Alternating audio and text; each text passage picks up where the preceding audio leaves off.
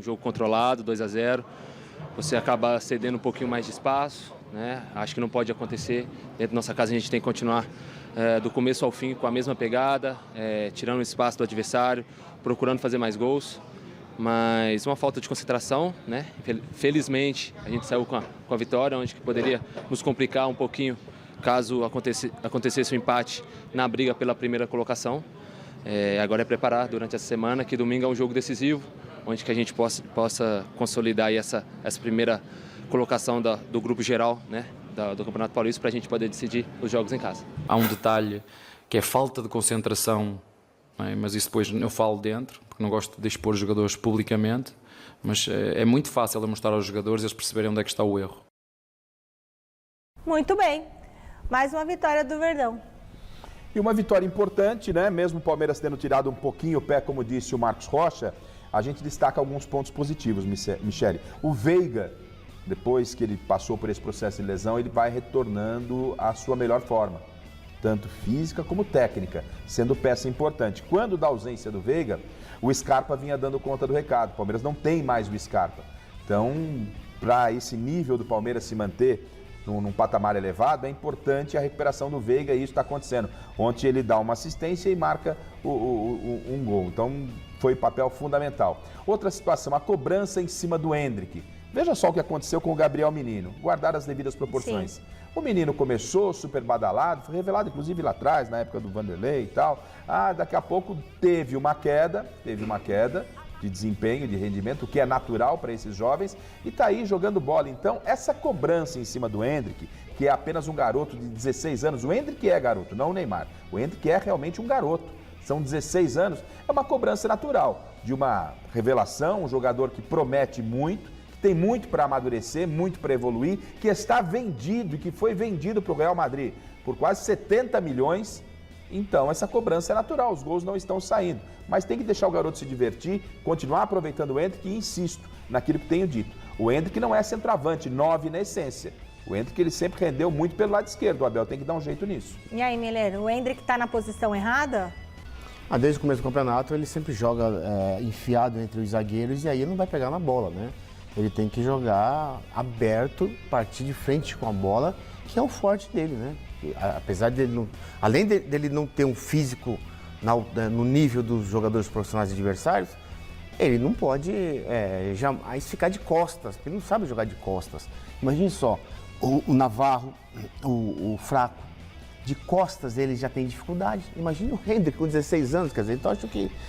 Agora, outra coisa que eu queria falar, Michele, é o seguinte, no relaxamento do Palmeiras no jogo de ontem, eu não vi esse relaxamento todo. Até porque a Ferroviária precisava do resultado. Sim. Partiu para cima, mais no desespero do que na qualidade. Quer dizer, então, o Palmeiras, foi uma vitória fácil, uma vitória consistente de um time que tem uma regularidade muito grande no campeonato. Estava desatento no final, o Palmeiras? Não, absolutamente. Pode ver, foi um gol de cabeça e outro gol, outra bola aérea que o jogador cabeceou para fora, quer dizer, dois lances que um aconteceu o gol, mas o outro o jogador cabeceou para fora, quer dizer, a qualidade do Palmeiras que fez prevalecer o resultado.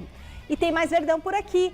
Cá entre nós, que tem muito mais coisa legal do Abel Ferreira na coletiva de ontem. Claro que o Alexandre Silvestre vai trazer tudo pra gente, né, Silvestre? Tá contigo?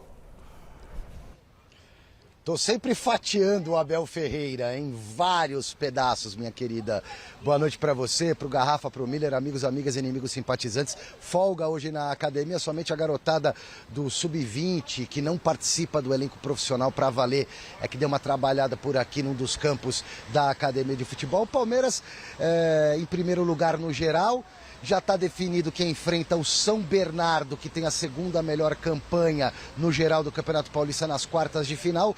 Resta a definição do mando de campo, tudo isso vai ficar para a última rodada do Campeonato Paulista. O Palmeiras só depende dele, tem um ponto a mais do que o São Bernardo, então é contra o Guarani ganhar lá no Brinco de Ouro da Princesa. Parada resolvida, o Abel Ferreira, pelo andar da carruagem, pelo que ele tem feito e declarado nesse Campeonato Paulista, deve manter a força máxima. Ele só poupou mesmo naqueles jogos coladinhos com a Supercopa do Brasil fora de casa. Um jogo antes e um jogo depois da final da Copa do Brasil. No mais que eu me lembre, foi com força máxima, com todos os jogadores que ele tinha à disposição, porém 4 estão pendurados. É bom tomar cuidado. Por quê? Os cartões serão zerados para a próxima fase, mas quem tiver pendurado nessa última rodada e tomar o terceiro amarelo ou um vermelho, é desfalque certo no primeiro jogo do mata do Campeonato Paulista. No caso do Palmeiras, são 4 jogadores. O Jailson, que é volante reserva, está pendurado. O Gabriel Menino, que está dando conta do recado, também pendurado. Dudu e Hendrick. Então pode ser que o Abel segure esses 4, mas entre com o que tem de melhor para tentar resolver a parada e garantir mesmo essa melhor campanha da fase de classificação do Campeonato Paulista para levar a vantagem do mando de campo. E o Abel, mais uma vez, apesar do reforço ainda não ter chegado, ou reforços não terem chegado, o Abel elogiou o elenco do Palmeiras e avaliou assim o material humano que ele tem nas mãos.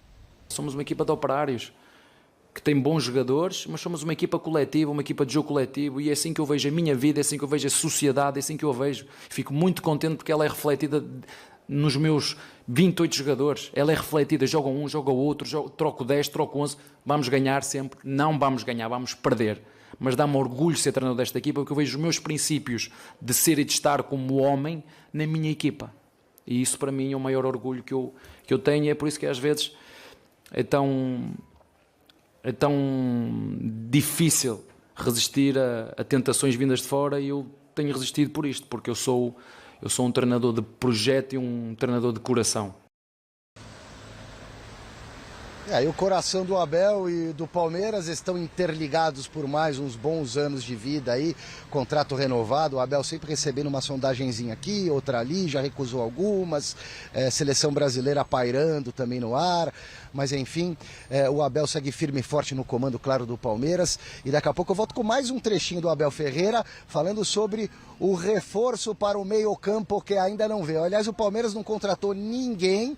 O Gabriel Menino está dando conta do recado, ele tem opções ali até para improvisar na cabeça de área se precisar, mas o Palmeiras já tem um novo alvo. Desistiu daquele jogador do Chelsea revelado pelo Vasco, o Andrei Santos, porque o Chelsea estava fazendo muitas exigências que prejudicariam demais a permanência e a estadia do garoto aqui no Palmeiras. O Palmeiras já desistiu do Andrei, mas está de olho num outro jogador que atua no futebol brasileiro. No finzinho do Gazeta Esportiva eu volto para contar quem é.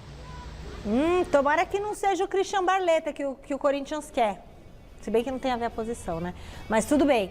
Mas eu acho que o Palmeiras fez bem em abrir mão do André, porque eram tantas as exigências, né, que o Chelsea fazia. E um jogador que o Palmeiras ia aproveitar muito pouco. O Chelsea estava querendo apenas confirmar uma pontuação para que pudesse inscrever o jogador regularmente na Liga Inglesa. Então o Palmeiras pulou fora, acho que com correção. Me chama a atenção, Miller, o fato do Palmeiras ainda não ter contratado ninguém. Pera aí, Garrafa, mas não, o Palmeiras tem sim uma boa base, tem um elenco titular muito bom, mas se enfraqueceu no seu elenco. Eu entendo que para o Campeonato Brasileiro, que é uma situação diferente do Campeonato Paulista, o Palmeiras pode sofrer um pouco.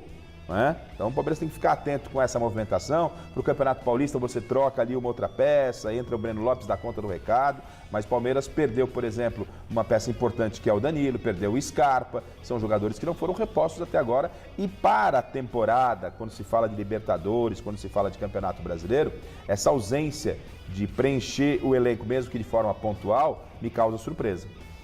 Sabe o que acontece? Se você olhar o elenco do Palmeiras, o time é muito bom. Todo mundo sabe disso, só que tem um detalhe. Quando entra um jogador no decorrer do jogo, qual o jogador que entra e faz a diferença? Só o Giovani. O resto quase nem entra. E quando entra, não acontece nada. Por isso que o Palmeiras tem que contratar. Por quê? Mas não entendi. Então só o Giovani faz a diferença por quê? Porque as outras peças não são tão boas? O Giovani entra bem. Sim. O Giovani entra porque ele é um bom jogador. Ele mantém o nível até melhora um pouco, né? Exatamente. Ele entra e o nível permanece. Agora, Breno Lopes, o Tabata, o Jailson. Eles entram e não acontece nada, não acrescenta nada na qualidade do time. Isso que eu estou falando. Assim, mas não piora? Ou piora um pouco? Tem dificuldade de manter. Cai o nível. Tem dificuldade de manter. Claro que cai o nível técnico. Quando o Abel tira o Veiga, tira o Dudu no Campeonato Paulista, ainda dá para dar uma segurada. Mas no Campeonato Brasileiro não pode fazer essas mudanças durante o jogo. O treinador hoje, ele tem 5 mudanças para fazer. Ele não é obrigado a fazer 5. Quem disse que ele é obrigado? E fica uma neura os treinadores hoje, todos é igual, você pode ver. Vão trocar. Não precisa trocar. No Campeonato Brasileiro, que o nível é maior, no segundo tempo, você viu o treinador do Corinthians no Clássico? Ele trocou na hora errada e empatou o jogo.